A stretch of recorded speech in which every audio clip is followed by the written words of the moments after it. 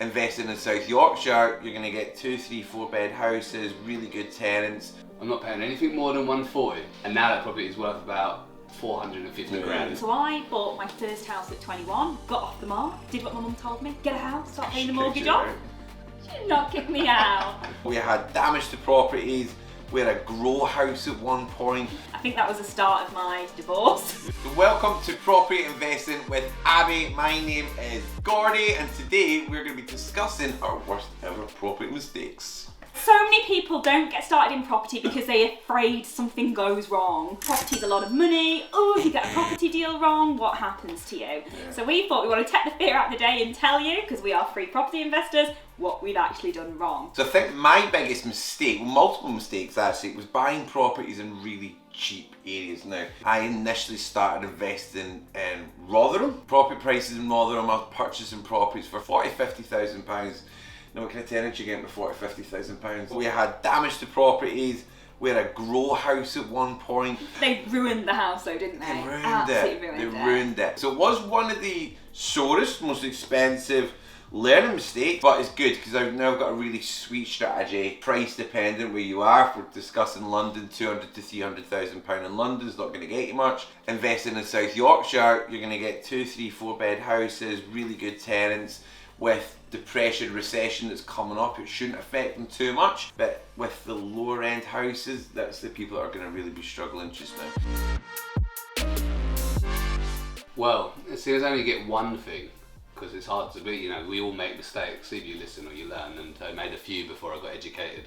But the biggest thing that I actually reflect on that still winds me up a little bit today are all of the properties that I didn't actually go through with. So there's been quite a few properties. I remember one specific property years ago, this is probably about 14 years ago. I was on the market for 150. Yeah. I offered 140 because I thought it was being really cool. And they counted me 145. I remember it really clearly.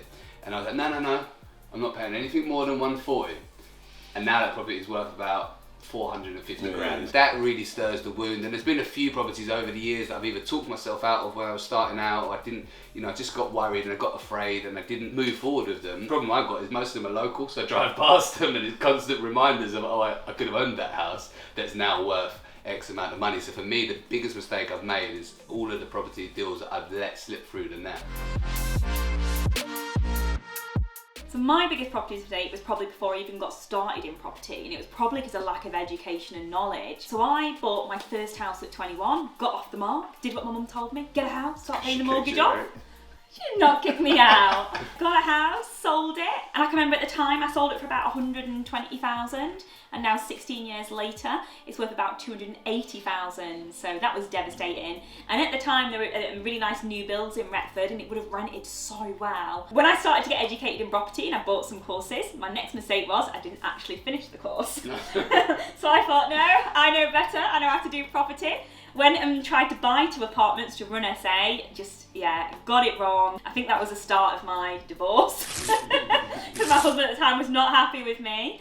So yeah, my thing is, don't sell houses. And secondly, if you buy education, do the education. I've got this free for you guys. So this is my mentor. This is the guy, Paul Smith, that I learn everything that I know about property, that's enabled me to build my portfolio and not worry about the cost of living crisis because I've got enough money coming in. It's this guy that changed my life. Click the link below, download his book and read it. Honestly, it's the best place to get started. And that's from me to you. Thanks for watching this week's Property Investing with Abby. I've been Steve Doran, this is Abby Hookway. Really appreciate you spending the time with us. If you enjoy the content, then please like and subscribe. And give us a comment, let us know what your biggest mistake is now that you've heard ours.